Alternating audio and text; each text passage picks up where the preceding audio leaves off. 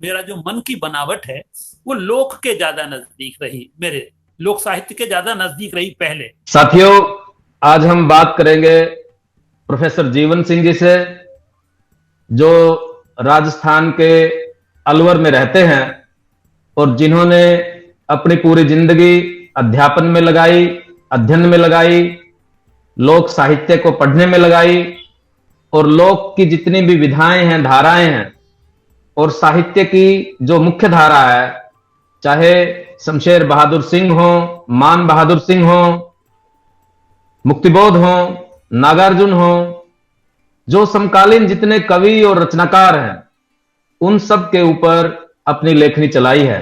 आज हम आपसे बात करेंगे विशेष तौर पे लोक साहित्य के मूल्यांकन और उसकी आलोचना को लेकर के, आपके अपने व्यक्तित्व के निर्माण के जो पहलू रहे हैं, जिस तरह से आपकी रचना दृष्टि का, आलोचना दृष्टि का विकास हुआ है, किस तरह से आपने अपने समय के साहित्य को समझा है, ताकि आपके अनुभवों के माध्यम से हमारे जो नए लेखक हैं, नए पाठक हैं, वे साहित्य के अध्ययन का तौर तरीका, ढंग, दृष्टि ग्रहण कर सकें। सर, कहा यह जाता है कि साहित्यिक व्यक्तित्व के निर्माण में मनुष्य के परिवेश का बहुत ही महत्वपूर्ण योगदान होता है। तो सबसे पहले आप ये बताएंगे हमारे दोस्तों को, नवलेखकों को, नवरचनाकारों को, कि आपका जन्म किस परिवेश में हुआ, कहां हुआ और किस तरह से आपके परिवेश ने आपके व्यक्तित्व को आकार प्रदान किया। तो सवाल किया है वो मेरे व्यक्तिगत जीवन से संबंधित है और परिवेश से संबंधित है। मेरा जन्म दरअसल राजस्थान के पूर्वी एक जिला है भरतपुर, उस जिले में इधर हरियाणा की जो सीमा लगती है, मेवात खास तौर से, उसमें मेवात अंचल में जो ब्रज से लगा हुआ है उसमें मेरा जन्म हुआ। इसलिए हमको ब्रज और मेवात दोनों बोलियों का परिवेश मिला है, दोनों बोलियों के संस्कार मिले हैं। देखिए, परिवेश में कई तरह की चीजें होती हैं। सामाजिक परिवेश होता है, राजनीतिक परिवेश होता है, आर्थिक परिवेश होता है और सांस्कृतिक परिवेश होता है।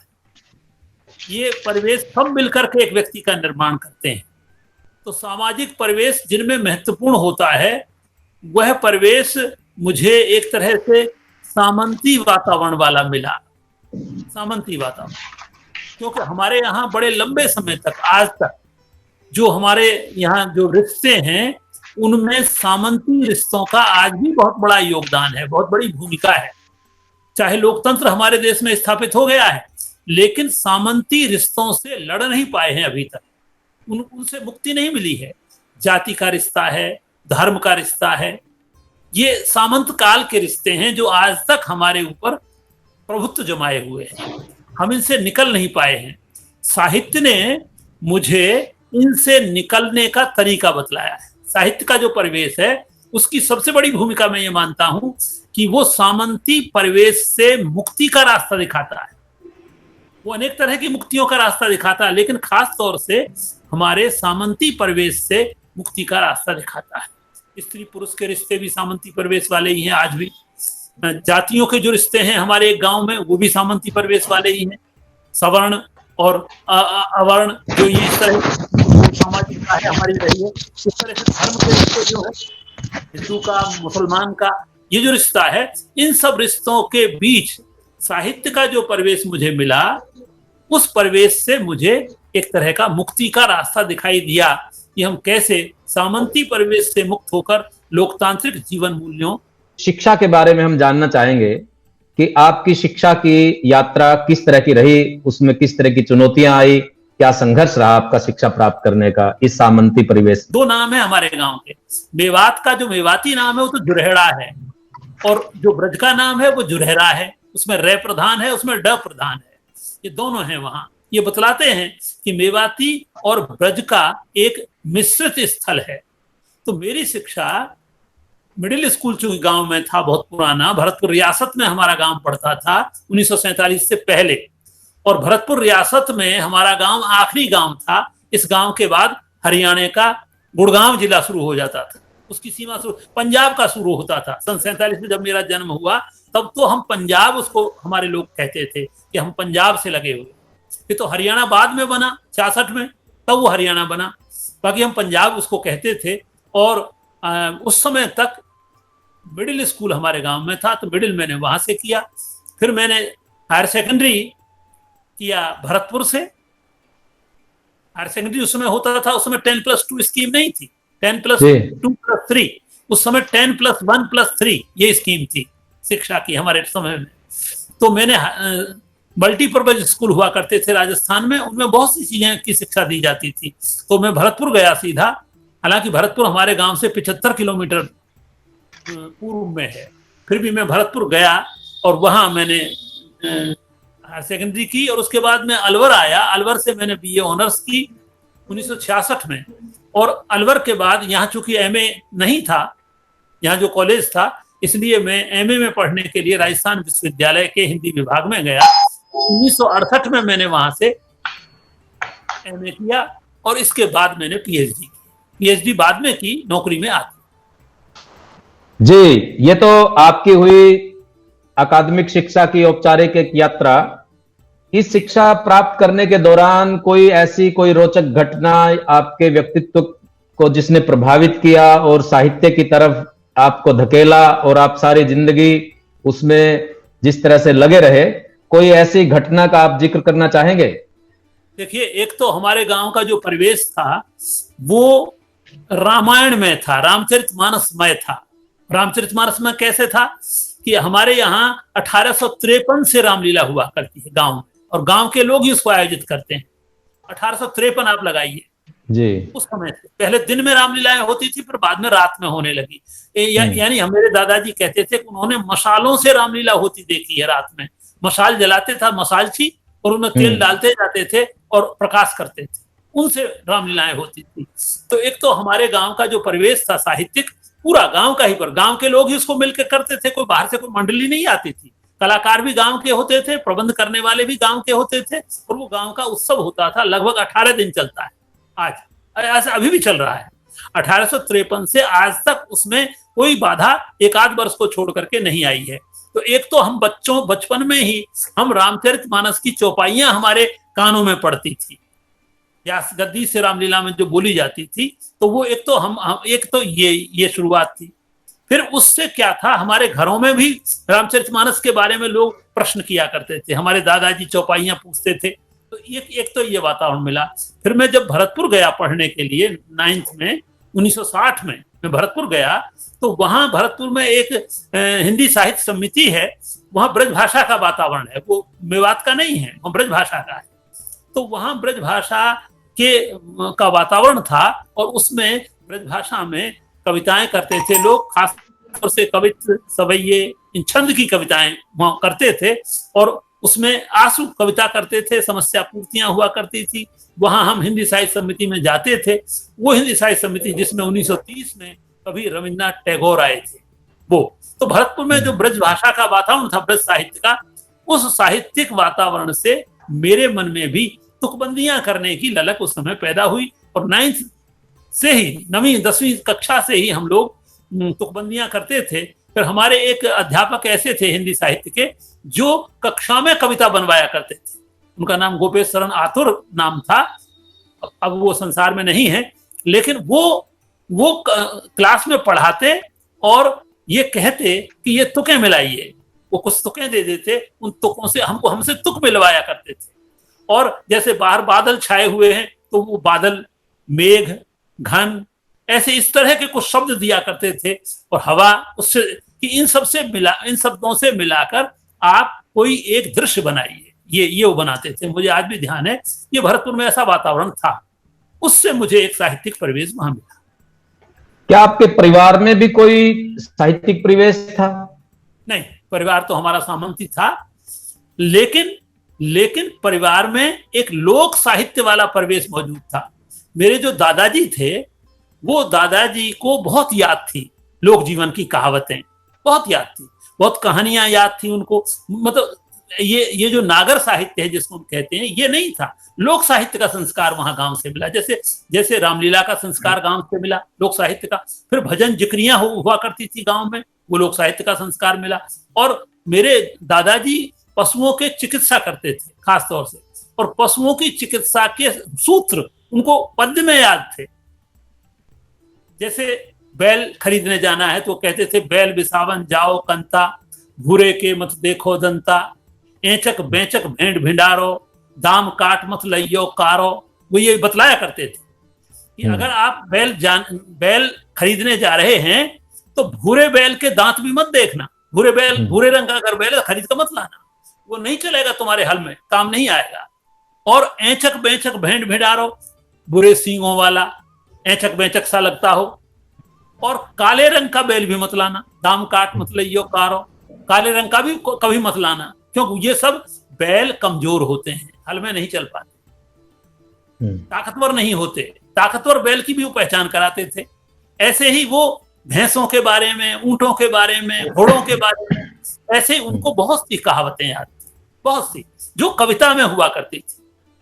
ये सब वो सुनाते थे। इस तरह से पशुओं की जो दवाइयां थी, औषधियां थी, वो सब कविता में हुआ करती थी। ऋतुओं का ज्ञान कविता में होता था। तो वो ऋतुओं के ज्ञान से वो जो सारा उनके मार्फत वो संस्कार मेरे मन में आया है। क्या आपकी जानकारी में कोई इस तरह के काम हुए हैं कि जिन्होंने ये जो हमारी लोक ज्ञान है, जो लोक के अंदर इस तरह से पसरा हुआ था कविताओं के माध्यम से, चाहे पशुओं की दवाइयों के बारे में या पशुओं की पहचान के बारे में, क्या इस तरह की कोई चीजें इकट्ठी हुई हैं? तो शुरू में तो ऐसा समय था, इकट्ठी हुई थी। हमारे गांव के एक अध्यापक थे जो भरतपुर में थे, वो हमारे दादाजी से सब संकलित करके ले गए थे और कह रहे थे कि भाई इनको छपवाएं। वो बहुत सुनाते थे ना। लेकिन बाद में क्या हुआ, दरअसल जैसे जैसे आदमी पढ़ता लिखता जाता है, पैसे वाला होता जाता है, वैसे ही अपने लोक जीवन से कटता चला जाता है। वो लोक जीवन को पिछड़ा हुआ मानता है। एक तो उसके दिमाग में ये गलतफहमी होती है, अंग्रेजी पढ़ करके ही अंग्रेजी से जैसे अपने को उच्च मानने लगता है। वो कहता है इन पिछड़े, क्योंकि वो गरीब हैं, इस पिछड़े लोगों के पास क्या ज्ञान है। इसलिए संकलन तो हुआ, लेकिन वो बहुत बड़े स्तर पर हुआ, छोटे छोटे स्तरों पर ये नहीं हो पाया। जैसे चलो इस पे हम बात करेंगे, लेकिन आपकी बात से मैं एक सवाल मेरे दिमाग में ये आ रहा था कि आपका गांव पड़ता है मेवात और ब्रज का इलाका है जी, जिसमें श्री कृष्ण है, और मेवात अलग तरह का इलाका है। लेकिन आप कह रहे हैं कि आपके आसपास का माहौल पूरी तरह से रामचरितमानस में था, ये गांव का। तो ये किस तरह से है कि हमारे आपके बिल्कुल नजदीक एक विष्णु के अवतार और इतने ज्यादा लोक में फैले हुए, और जिसकी पूरी एक समृद्ध साहित्यिक परंपरा थी श्री कृष्ण को केंद्र में करके, और उसके पास ही रासलीलाओं की बजाय रामलीलाएं हो रही हैं, और पूरा इसमें आप क्या देखते हैं इस चीज में? देखिए, रासलीला भी होती थी, ऐसा नहीं रासलीला नहीं होती थी, रासलीलाएं भी हमारे यहाँ। लेकिन रासलीला की तो मंडलियां आती थी बाहर से, मथुरा से। मथुरा भी हमारे नजदीक है, जितना दूर हमारे भरतपुर जिला है उतना ही दूर लगभग मथुरा है हमारे यहाँ से। तो मथुरा और वृंदावन से रासलीला की तो मंडलियां आती थी, और खास तौर से उनको पंडित किया करते थे। वो जो परंपरा थी वो पंडितों के हाथ में थी, और संगीत की समृद्ध परंपरा उनमें हुआ करती थी। लेकिन रामलीला में, रामचरितमानस के बारे में दरअसल क्या हुआ है कि रामचरितमानस का जो संस्कार है वो पूरा सामाजिक संस्कार पैदा करता है। रासलीला नहीं करती, रासलीला मनोरंजन प्रधान ज्यादा है। और ये रामलीला जो है, राम का जो काव्य है, ये रंजन भी करता है और सामाजिक संस्कार भी पैदा करता है। ये कहीं ना कहीं माता पिता का रिश्ता कैसे होना चाहिए, गांव का आपस में रिश्ता कैसा होना, इन सवालों पर इसलिए ये लोगों को ज्यादा पसंद आता था। और फिर पूरे गांव का 15 दिन का उत्सव होता है, खुद गांव के लोग इसको करते हैं। ये इसलिए रामचरितमानस का इलाका नहीं है हमारा, लेकिन रामचरितमानस की परंपरा पूरे देश में फैल गई थी धीरे धीरे धीरे धीरे। रामायण की जो परंपरा है, कृष्ण की तो साथ चलती ही थी। हमारे जैसे मेवात है, मेवात में मेवों का जो मेव मतावलंबी है, उनमें भी कन्हैया जी का ही ज्यादा असर है। वो भी कहते हैं हम तो कन्हैया जी के वंशज हैं। हमारे मेवों में ऐसे लोग हैं तो आज भी यूं कहते हैं कि हम तो कन्हैया जी के वो हैं, और उनमें उनके यहाँ कन्हैया जी की बात खूब कही जाती है, तो उन पर भी असर कृष्ण का ही है। लेकिन हमारे ऊपर रामलीला का असर तो कोई राम अवध अयोध्या से कोई कभी मंडली आई थी हमारे गांव में, उसने आकर रामलीला की थी। कि उस समय जब आपका लेखकीय व्यक्तित्व आकार ग्रहण कर रहा था, आप अध्ययन कर रहे थे, तो कौन से ऐसे लेखक थे जो साहित्य के पटल पे छाए हुए थे या जिनको लोग पढ़ने के लिए लालायित रहते थे, और किस लेखक ने उनमें से आपको प्रभावित किया, अपनी ओर आकर्षित किया कि आप साहित्य की दुनिया में आ टपके? अच्छा, साहित्य का मतलब नागर साहित्य, मेरा जो मन की बनावट है वो लोक के ज्यादा नजदीक रही, मेरे लोक साहित्य के ज्यादा नजदीक रही पहले, हालांकि और ब्रज भाषा के साहित्य के रही। अगर नागर साहित्य रहा तो रीतिकाल का और भक्ति काल का जो ब्रज में लिखा हुआ साहित्य है उससे मैं ज्यादा प्रभावित रहा शुरू में। जब एमए में गया तो हमारे डॉक्टर सत्येंद्र एक हुआ करते थे, प्रोफेसर थे, वो ब्रज लोक साहित्य का तात्विक अध्ययन, लोक साहित्य में उन्होंने बहुत बड़ा काम किया था।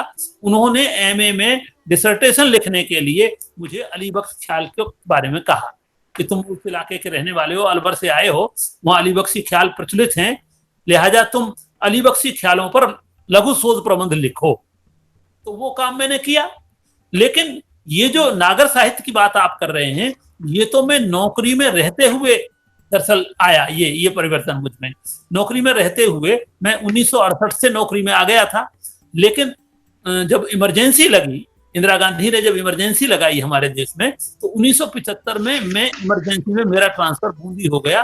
वहां बूंदी और कोटा में ऐसा संपर्क आया कि मैं इस आधुनिक साहित्य के बारे में मेरा संस्कार बना, और मैं जिंदगी के जो बड़े सवाल हैं, मुझे लगा कि इस जो आधुनिक कविता है इसमें जिंदगी के बड़े सवालों पर विचार किया जा रहा है, इसमें लोक साहित्य में ये विचार नहीं है। वहां मुझमें परिवर्तन आया। हाड़ौती में रहते इमरजेंसी में हम लोग बूंदी से कोटा जाया करते थे। कोटा में चूंकि ट्रेड यूनियन आंदोलन बहुत मजबूत था, इसलिए वहां वामपंथी विचारधारा के लोग बहुत आया करते थे, सभा गोष्ठियां हुआ करती थी। वहां से मुझे परिवर्तन मेरे मन में आया कि हम केवल लोक साहित्य से परिवर्तन नहीं कर सकते, लोक साहित्य से काम नहीं चल सकता। आधुनिक जिंदगी के जो सवाल हैं, उन आधुनिक जिंदगी के सवालों पर तो हमको इसी नजरिए से, आधुनिक नजरिए से ही विचार करना हो। इसलिए मेरे मन में उस 1975 के बाद ये आधुनिक संस्कार पैदा हुए, जिससे मैं नई कविता और नए साहित्य से जुड़ा।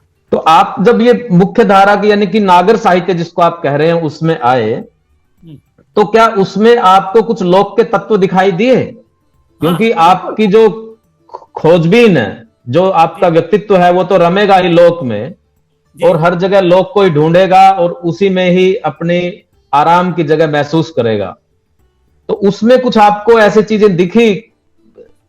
मैंने देखिए, जब नागर साहित्य पढ़ा तो मुझे ये महसूस हुआ कि मध्यकाल का जो साहित्य है हमारा, तुलसी का, सूर का, कबीर का, जायसी का, ये मध्यकाल का जो साहित्य है, ये लोक से ही प्रभावित साहित्य है। तुलसी अवध का लोकांचल जो है उससे प्रभावित, सूर ब्रज से प्रभावित हैं, जायसी अवध से प्रभावित हैं, कबीर एक तरह से भोजपुरी से प्रभावित है, खासतौर से भोजपुरी अंचल है, बनारस वाला उनका, काशी वाला। तो ये सारी जो हमारी हिंदी की कविता है, वो हिंदी की कविता एक तरह से जनपदीय कविता ज्यादा है, जिसको आधुनिक खड़ी बोली का रूप मिला 19वीं शताब्दी में आकर। तो उस आधुनिक खड़ी बोली में आधुनिक इसलिए है कि उसमें आधुनिक बोध का उदय होता है।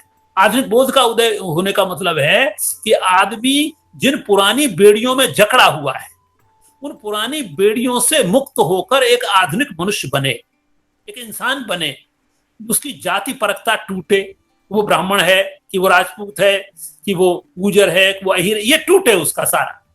ये आधुनिक बोध सिखाता है, ये सब टूट जाना चाहिए। और धर्म का भी मामला टूट जाना चाहिए। ये हिंदू है, मुसलमान है, ये ईसाई है, ये आधुनिक बोध तोड़ता है इन सब चीजों को।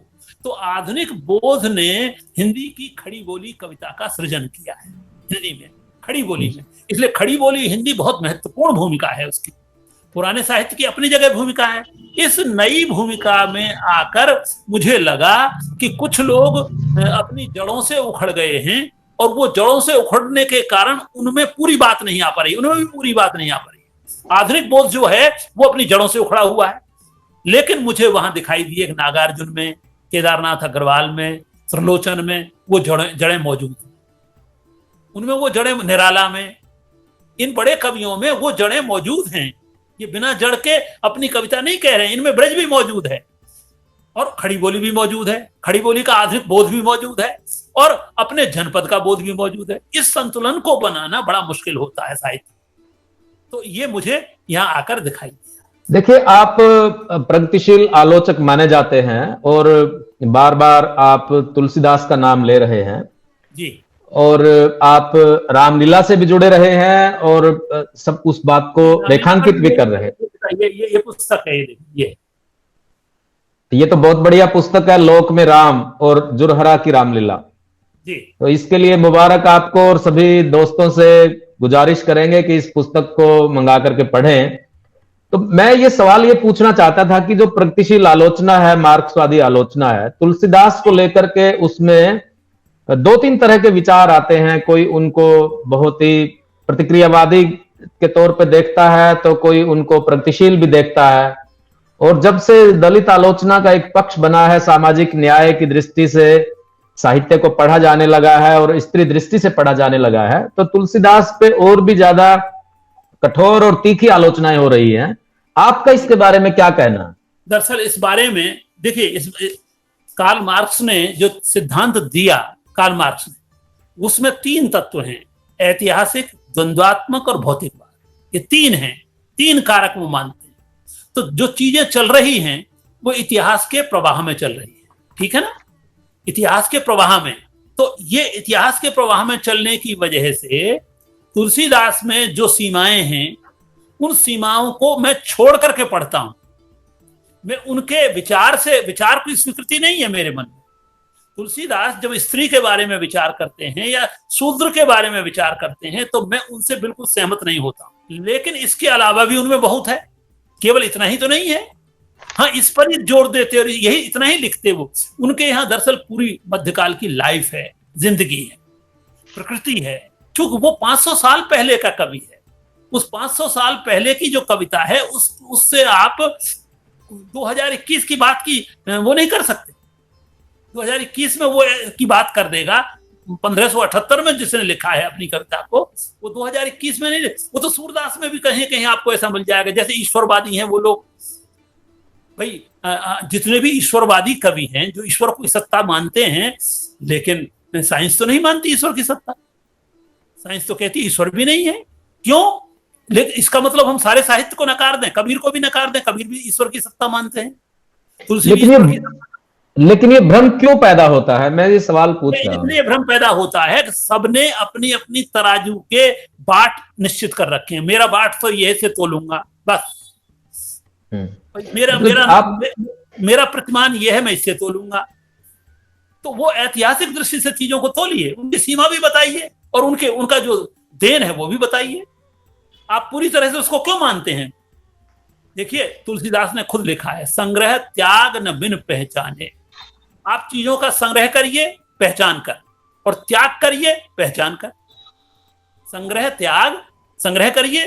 पुराना जो है, हमारा पुराना सब कुछ ही अच्छा थोड़े ही है, हम छोड़ते हैं ऐसे, उसमें से उसको छोड़ दीजिए जो अच्छा नहीं है, और जो उनका अच्छा है उसको ले लीजिए।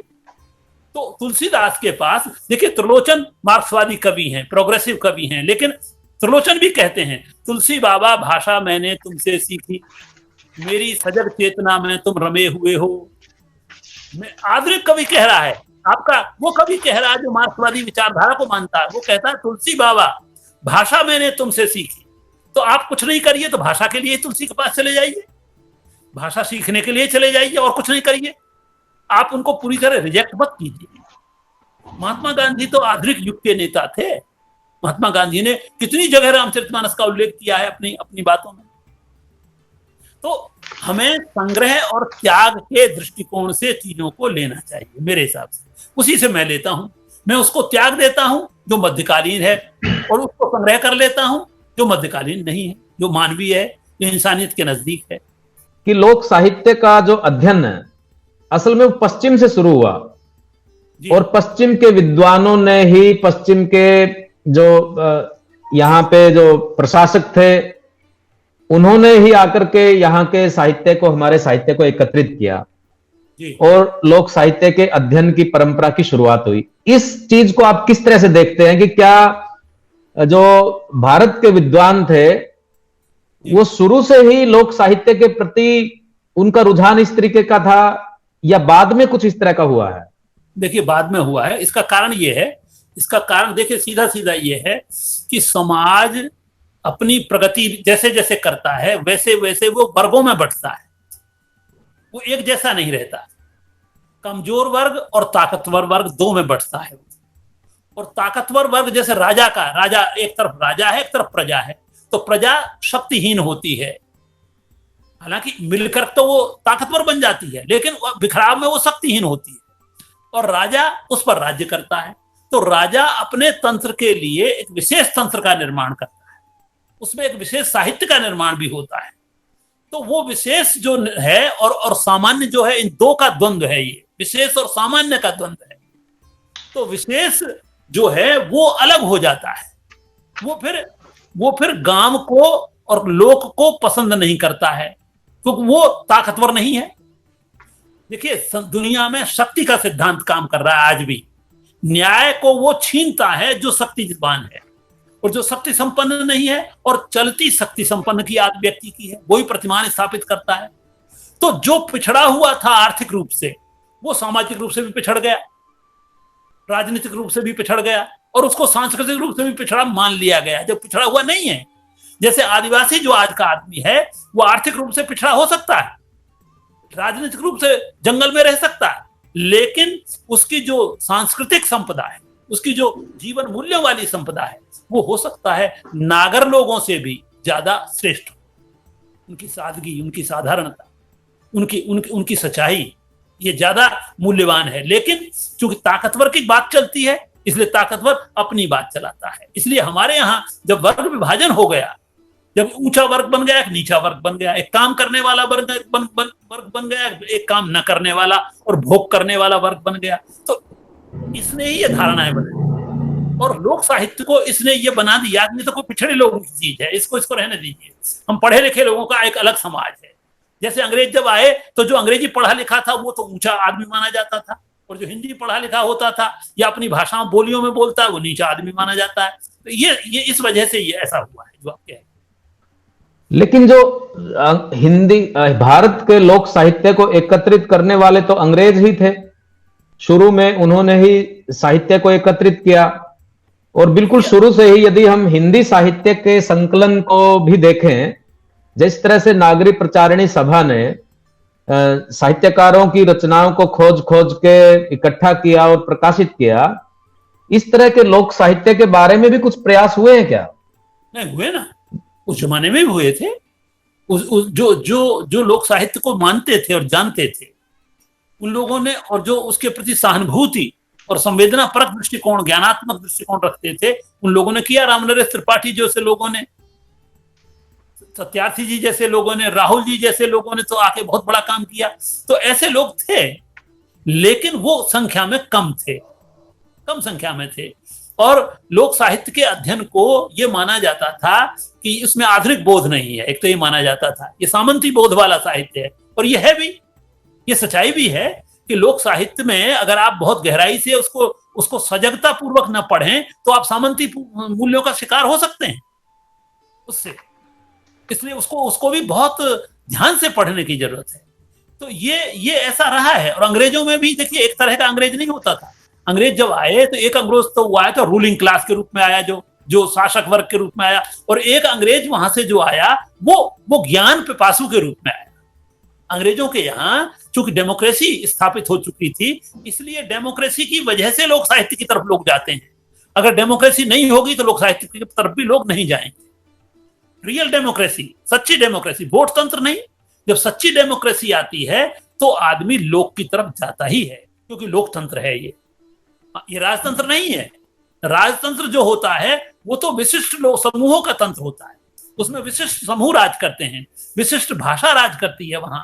तो अंग्रेज जब यहाँ आए तो अंग्रेजों ने एक तरह का यहाँ राजतंत्र ही चलाया था, लोकतंत्र नहीं चलाया था। बहुत से लोग गलतफहमी में हैं कि अंग्रेजों ने यहाँ आकर लोकतंत्र चलाया, ऐसा नहीं। कुछ कानून बना दिए, कुछ कानून जरूर चलाए, लेकिन लोकतंत्र नहीं चलाया उन्होंने। उस समय प्रतिनिधि जो उसका जो चुनाव होता था वो कोई वोट से नहीं होता था, इसलिए वो उन्होंने यहाँ के राजाओं से मिलकर राज चलाया। तो राजतंत्र ही था वो।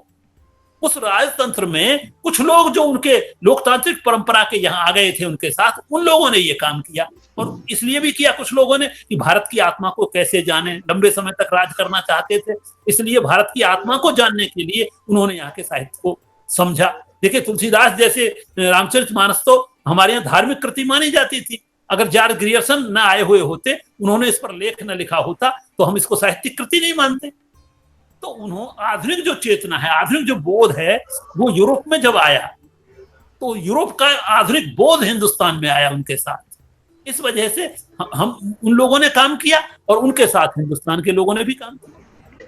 अभी लोक साहित्य के अध्ययन का और अध्यापन का 150 साल से ज्यादा हो चुके हैं भारत में भी इसके इतिहास को जी। क्या कोई ऐसे मानदंड इसकी आलोचना के मूल्यांकन के निर्मित हुए हैं कि जिसके आधार पर लोक साहित्य का अध्ययन मूल्यांकन किया जा सके?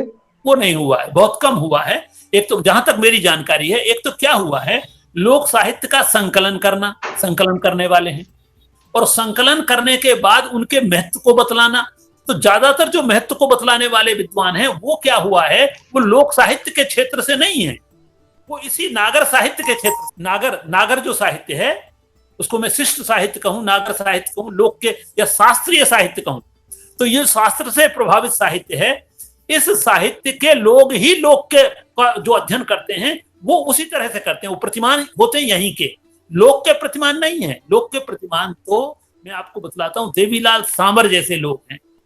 देवीलाल सांवर शास्त्र के प्रतिमान भी जानते थे, क्योंकि कॉलेज में पढ़ाते थे, और उसके बाद उसको छोड़ा उन्होंने, और लोक जीवन में वो खुद रमते थे, खुद वो कठपुतली का नाच खुद दिखाते थे, खुद नाटक करते थे, तो खुद वो लोक जीवन में रमे।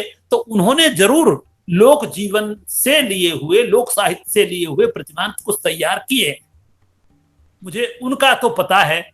बाकी डॉक्टर सत्येंद्र इन लोगों ने किए हैं। एक डॉक्टर हरद्वारी लाल शर्मा हैं, उन्होंने लोक वार्ता विज्ञान, उन्होंने बड़ा मौलिक ढंग से सोचने की कोशिश की है। ऐसे काम तो कुछ हुए हैं, लेकिन जितना काम होना चाहिए उतना काम नहीं हुआ है लोक साहित्य। तो क्या फर्क होगा लोक साहित्य के मूल्यांकन में, अध्ययन में, और शिष्ट साहित्य, नागर साहित्य के मूल्यांकन और अध्ययन में? यदि नागर साहित्य के अध्ययन के कसौटियों को, मानदंडों को, तौर तरीकों को इस पे लगाया जाएगा, तो किस तरह से इस साहित्य का जो मर्म है उसको नहीं हम समझ पाएंगे? नहीं, लोक साहित्य को शास्त्रीय साहित्य के प्रतिमानों से नहीं समझा जा सकता, उसको उससे नहीं कर। आप रस से, केवल रस से, अलंकार से या ध्वनि वक्रोक्ति से इससे नहीं समझ सकते। वो बड़ा सहज साधारण साहित्य है, वो सीधा, उसमें कोई बहुत ज्यादा जटिलताएं नहीं हैं।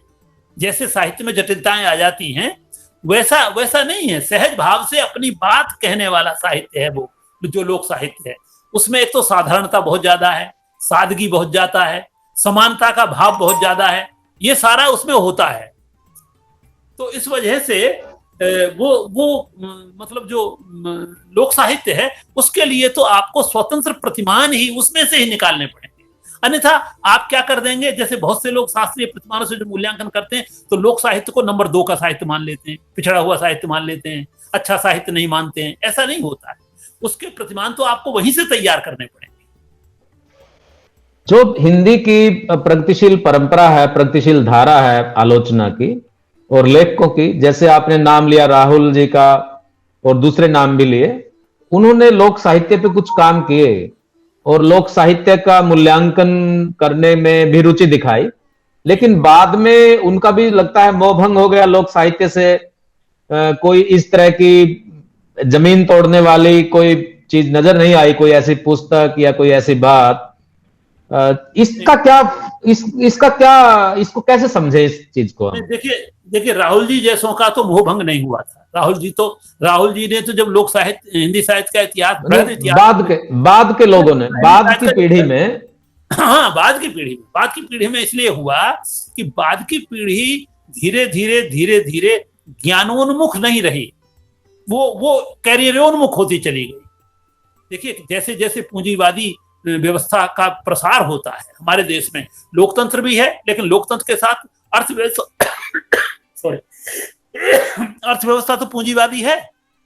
तो पूंजीवाद क्या करता है, पूंजीवाद एलिनिएशन पैदा, तो वो उसके प्रभाव भी पड़ रहे थे। तो बाद की जो पीढ़ी थी वो अपने कैरियर में ज्यादा लगी कि प्रोफेसर कैसे बने यूनिवर्सिटियों में, कि रीडर कैसे बने। और लोक साहित्य वहां होता नहीं था, वहां तो अभिजात साहित्य होता था, एक तरह से नागर साहित्य होता था, शास्त्रीय साहित्य हो सकता था। यूनिवर्सिटियां खुली, कॉलेज खुले, नौकरियों में आपाधापी हुई मध्य वर्ग में, और वो सारा जो मध्य वर्ग था वो मध्य वर्ग शास्त्रीय साहित्य में रमता था। क्यों? क्योंकि जो एक्सपर्ट्स आते थे वो शास्त्रीय साहित्य के सवाल पूछते थे, लोक साहित्य के सवाल पूछते ही नहीं थे। तो एक पूरा एक ऐसा वर्ग मध्य वर्ग पैदा हुआ जो अपनी जड़ों से कटा हुआ था, और जो जड़ों से कटा हुआ होगा वो कभी लोक साहित्य पसंद नहीं करेगा। ये पूछना चाह रहा था कि लोक साहित्य के में भी कई तरह की बातें सुनने में आती हैं कि जैसे हरियाणा के लेखक हैं लक्ष्मीचंद, बड़े सांगी हैं, अलीबख्श का भी नाम आप उसमें ले सकते हैं, या और दूसरे रागनी लेखक हैं उनकी बात भी कर सकते हैं। और एक जो है लोक में जो सामूहिक तौर पे जो साहित्य मौजूद होता है जिसका कोई लेखक नहीं होता है, तो इसमें से क्या इन रागनियों को सिर्फ लोक भाषा में लिखे गए साहित्य को लोक साहित्य माना जा सकता है? देखिए लोक साहित्य दो तरह का होता है, ठीक है ना। एक लोक साहित्य वो होता है जिसको समूह रचता है, ठीक है, जिसमें व्यक्ति का पता नहीं होता है। लेकिन लोक साहित्य वो भी होता है जिसको व्यक्ति गाता है, रचता चाहे ना हो, व्यक्ति गाता है। और ऐसा लोक साहित्य भी है जिसको व्यक्ति रचता है लेकिन उसकी प्रकृति लोक परक होती है। लोक साहित्य भी हमने क्या कर लिया, एक तरह की चीजें बना दी कि वो तो सब उसका कोई रचयिता ही नहीं होता है, एक व्यक्ति ने, ऐसा नहीं होता है। अलीबख्श एक रचयिता है, अलीबख्श के साहित्य को आप कहाँ रखेंगे? अलीबख्श ने जो ख्याल लिखे हैं या लक्ष्मीचंद ने जो ख्याल लिखे हैं उनको आप कहाँ रखेंगे? उनका तो रचयिता व्यक्ति है, लेकिन उसका सारा कंज्यूमर जो है, जो पाठक है, उपभोक्ता है, वो समूह है। तो हमारे जो लोक साहित्य की विवेचना है वो इतनी अपूर्ण है, उसमें एक बात किसी ने कह दी कि समूह ने रचा है तो कह दिया हाँ सब समूह ने रचा है, बस। वो ऐसा नहीं है, समूह ने भी रचा है, व्यक्ति ने भी रचा है। व्यक्ति ने रच करके उसको समूह को सौंप दिया है। यदि इसको हम लोक साहित्य मान रहे हैं तो फिर ये जो पॉप साहित्य जिसको बोल रहे हैं, जो आजकल जो गीत आ रहे हैं पॉप कल्चर के नाम पे, जो लोग बोले पॉपुलर जो है, तो क्या इस जी, तो क्या इसको भी हम लोक साहित्य का हिस्सा ही मान लेंगे? नहीं नहीं नहीं, वो पॉप कल्चर जो है वो तो पूंजीवादी समाज के का जो मध्य वर्ग है उसका है, वो लोक का नहीं है, वो फोक का नहीं, उससे मासेस का संबंध नहीं है, वो तो मध्य वर्ग में से उपजा हुआ है। किस तरह से वो लोग साहित्य से भी चोरी कर लेते हैं, उन धुनों की चोरी कर लेते हैं और उन धुनों से फिर यहाँ ले आते हैं। तो वो तो एक मिक्स चीज है, कोई अलग तरह की। वो जो पॉप कल्चर है वो तो पूंजीपतियों की, पूंजीवादी जिसके पास पूंजी इकट्ठी हो गई है उन लोगों की कल्चर है, वो केवल लोक, उसका लोक से कोई संबंध नहीं है। इसमें कैसे अंतर करेंगे, कैसे हम फर्क करेंगे पॉप पॉपुलर साहित्य में, पॉप साहित्य में और लोक साहित्य में? क्योंकि दोनों की भाषा, दोनों की जो ऑडियंस है, जो पाठक है, दर्शक है, श्रोता है, वो एक है। तो उन दोनों में किस तरह से फर्क करें? फर्क ये है, दोनों का फर्क ये है, रुचियों का फर्क है, अभिरुचि का फर्क है। ये जो पॉप जो साहित्य है, पॉप कल्चर जो है, पॉप कल्चर, पॉप लिटरेचर, जो भी आप कहें, जो एक तरह से सिनेमा में भी दिखाई देता है, कई बार सिनेमा के गीतों में भी दिखाई देता है, तो ये मध्य वर्ग का है और वो निम्न वर्ग का है। लोक साहित्य का संबंध हमेशा निम्न वर्ग से होता है, मेहनतकश वर्ग से रहता है। मेहनतकश ने उसको पैदा किया है। जैसे चक्की चलाते हुए गीत गाना, महिलाएं चक्की चलाते हुए गीत गाती हैं, सड़क कूटते हुए गीत गाना, नाव खेते हुए गीत गाना, श्रम करते हुए गीत निकलना, ये श्रम का कहां है? इसका श्रम से कोई संबंध ही नहीं है। पॉप कल्चर का श्रम से कोई संबंध ही नहीं है ये। लेकिन ये लोग की रुचियों को किस तरह से प्रभावित करता है? जो पॉप है, जो वो लोग की रुचियों को प्रभावित करता है। वो इसलिए करता है कि अब क्या हो गया, पुराना जो लोक साहित्य है उस गांव का संबंध शहर से भी हो गया है, कम्युनिकेशन से संबंध हो गया। ये कम्युनिकेशन जो है, टेक्निक जो है, ये नई टेक्निक आ गई है। ये शहर की चीजों को गांव में ले गई और गांव की चीजों को शहर में ले आई। ये जो समय आया है, इस समय में दोनों तरफ की आवाजाही है। अब वैसा समाज नहीं रह गया है जो एक जमाने में अलग थलग पड़ा रहता था। वो लोक साहित्य तो उस जमाने का था जो गांव अलग पड़े रहते थे और शहर अलग पड़ा रहता था। अब शहर का आदमी गांव जुड़ जाता है गांव से तुरंत। और ये टेक्निक जो है, संचार व्यवस्था नई है, ये जिसने विश्व को एक उसमें जोड़ रखा है, ये तुरंत जोड़ देती है चीजों को। वहां की चीजों को यहाँ ले आती है, यहाँ की चीजों को वहां पहुंचा देती है। इसलिए आप देखिए, इस समय लोक साहित्य उस तरह रचा नहीं जा रहा है। पुराने लोक साहित्य से ही काम चला रहे हैं, या पुराने लोक साहित्य की धुनों पर ही कोई नया साहित्य रच रहे हैं। तो फिर अब जब ये सारा सब इस तरह की चीजें बन रही हैं, तो फिर लोक साहित्य का भविष्य क्या होगा? नहीं, लोक साहित्य का भविष्य तो जैसे अर्बनाइजेशन होता है, जैसे जैसे अर्बनाइजेशन बढ़ता है सोसाइटी में, वैसे वैसे लोक साहित्य की चीजें खत्म होती जाती है। लोक साहित्य अमर नहीं है, हमेशा नहीं रहने वाला है। ये जब जिंदगी बदलेगी, जब आदमी भारतवर्ष को छोड़ के अमेरिका में जा बसेगा, इंग्लैंड में जा बसेगा, फ्रांस में जा बसेगा, ऑस्ट्रेलिया में जा बसेगा, तो वो अपनी स्मृतियां ही ले जाएगा, धरती को नहीं ले जाएगा। ऐसे ही गांव का अर्बनाइजेशन हो रहा है। हमारे सारे गांव अब हल से खेती नहीं होती तो हल के गीत कहां से आएंगे? ट्रैक्टर से खेती होती है। जब ट्रैक्टर से खेती होती है और उसमें मशीनीकरण हो गया है, तो नई चीजें वहां पैदा होती हैं, उसके भी गीत बनते हैं, वो भी वहां आते हैं। लेकिन मैं ये समझता हूं कि पुराना जो हमारा लोक साहित्य है, उसका संबंध विशुद्ध आदमी के हाथों वाली मेहनत से है।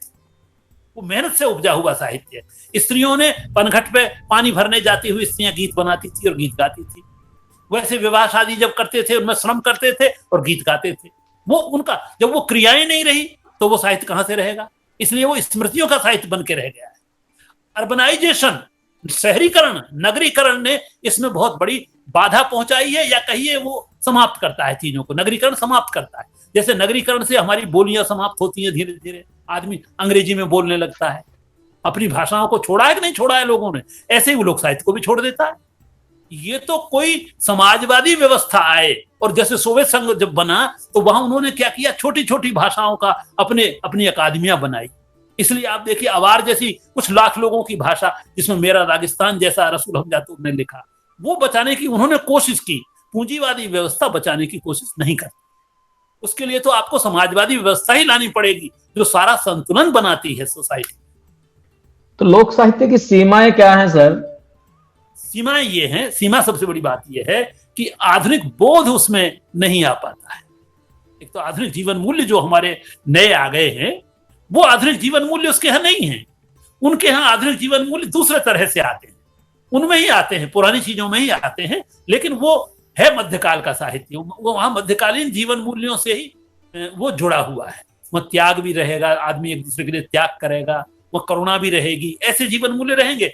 लेकिन जो सोसाइटी में जो असमानताएं हैं, जैसे स्त्री पुरुष के बीच में असमानता है, वो बनी रहेगी। वहां वो सवाल नहीं उठाएगा। स्त्री का दर्द तो आएगा, लेकिन स्त्री का सवाल स्त्री नहीं उठाएगी, भाई ये क्यों है कि पुरुष की प्रभुता है और मैं नंबर 2 पर हूं। जैसे जातियों के सवाल हैं, वो वहां कहां आते हैं? इसलिए जो आधुनिक जीवन मूल्य हैं, उन आधुनिक जीवन मूल्यों की वजह से वो साहित्य जो है वो हमारी आज के साहित्य में शामिल नहीं हो पाता है। इसके बावजूद उनके पास बहुत सी मूल्यवान चीजें हैं, उनके पास बड़ी धरोहर है। सबसे बड़ी धरोहर तो श्रम से चीजें निकली है वहां। और हम ये जो आधुनिक पूंजीवादी समाज है, ये बिना श्रम के चीजों को प्राप्त करता है, बिना श्रम के। तो बिना श्रम के और श्रम के, तो उसमें दोनों में एक दोनों में जो अंतर है, वो अंतर यहां मौजूद है। तो लोकवाद में और लोक के प्रति प्रतिबद्धता में क्या फर्क होगा? क्या ये दोनों एक ही हैं? ना ना ना ना, एक नहीं है। लोकवाद तो ये होता है लोक के प्रति अंध रुझान रखना, अंध। आपको कोई तर्क ही नहीं करना है, सब कुछ लोक में ठीक है, सब कुछ लोक में अच्छा है, ऐसा नहीं। ये लोकवाद है, ठीक है ना? ऐसा नहीं होता है। लोक में सब कुछ ठीक नहीं है। जैसे अर्बन में सब कुछ बुरा नहीं है, जैसे अर्बन में सब कुछ ठीक नहीं है, ऐसे ही द्वंद्वात्मक नजरिए से ही चीजों को देखना चाहिए।